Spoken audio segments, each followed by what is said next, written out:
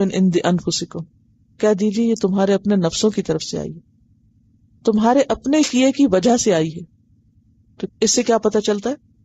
ایک بات یاد رکھیے، قرآن پاک میں مصیبت کے آنے کا جو فلسفہ بیان کیا گیا ہے وہ یہی ہے کہ وما اصابکم من مصیبت فبما کسبت ایدیکم، تم پہ جو مصیبت آتی ہے وہ تمہارے اپنے ہاتھوں کی کمائی سے آتی، تمہاری اپنی غلطی ہوتی ہے اس کے پیچھے.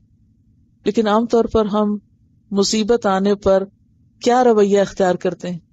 فوراً دوسروں کو بلیم کرتے ہیں، فوراً دوسروں سے کمپلین کرتے ہیں، تمہاری وجہ سے یہ ہوا، اس کی وجہ سے ہوا.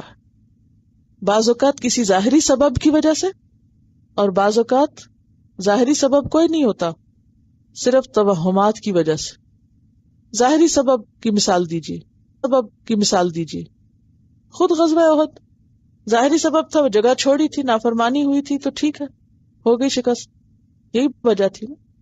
اور پہلے درجے پہ کہ مشورہ غلط دیا تھا، پھر آگے جا کے جگہ چھوڑ دی، پھر آپ بلا رہے تھے تو واپس نہیں پلٹے، تو یہ نبی صلی اللہ علیہ وسلم کی نافرمانیاں تھی، تو یہ وجہ تھی. اچھا بعض اوقات کوئی ظاہری سبب نہیں بھی ہوتا تو لوگ دوسروں کو بلیم کرنے لگتے ہیں کچھ توہمات کی وجہ سے. کوئی مثال اب اس کی دیجیے، کالی بلی گزر گئی تو اب کام نہیں ہوگا، اور فلاں سے صبح صبح ملاقات ہو گئی اب تو میرا سارا دن ہی خراب گزرے گا. ہاں، وہ کہہ رہی کسی نے ٹوک دیا تو اس کو بھی کہتے ہیں کہ اب تو سب کام خراب ہوں گے. اچھا اگر کوئی گھر سے جا رہا ہے تو پیچھے سے آواز دے دیں تو کہتے ہیں کہ اب تو یہ کام نہیں ہوگا. یہ توہمات ہیں، اور کام اتفاق سے نہ ہو تو پھر کیا سمجھتے ہیں؟ یہی وجہ تھی، فلاں کے پیچھے سے بلانے کی وجہ سے یہ ایسے ہوا. یہ بھی ایک بہت مشہور بات ہے، فلاں کی زبان کالی ہے اور وہ جو کہتا وہ ہو جاتا ہے. یہ سب توہمات ہیں. وہ کہہ رہی کہ شادی کی مخصوص تاریخیں نہیں رکھتے، 9 تاریخ 19 تاریخ 29، اترتے چاند میں نہیں تاریخ رکھتے کہ چاند اتر رہا ہے، چڑھتے چاند میں رکھی جائے، کیونکہ وہ ان کا خیال کیا ہے کہ چاند کے گھٹنے بڑھنے سے قسمت کا تعلق ہے. وہ یسألونک عن الأہلہ، سفر اور محرم میں نہیں شادی کرتے. اور یا بعض اوقات شادی میں بیوہ کو نہیں بلاتے کہ اس کے آنے سے کیا ہوگا، شادی کامیاب نہیں ہوگی. یا کوئی بے اولاد ہو تو اس کو بعض اوقات نہیں بلاتے، اس کو دلہن سے دور رکھتے ہیں کیونکہ اگر اس کا سایہ اس پہ پڑ گیا تو اس کی بھی اولاد نہیں ہوگی. کس قدر غلط بات ہے، کس قدر خرافات ہیں. یا بعض اوقات یہ سمجھتے ہیں کہ جب سے شادی ہوئی ہے تو ہم پہ بڑی مصیبتیں آئی ہیں، یہ سارا دلہن کا قصور ہے، اس کا منحوس قدم جب سے اس گھر میں آیا ہے پریشانیاں ہی پریشانیاں. حالانکہ وہ نہ بھی آتی تو یہ سب ہونا تھا.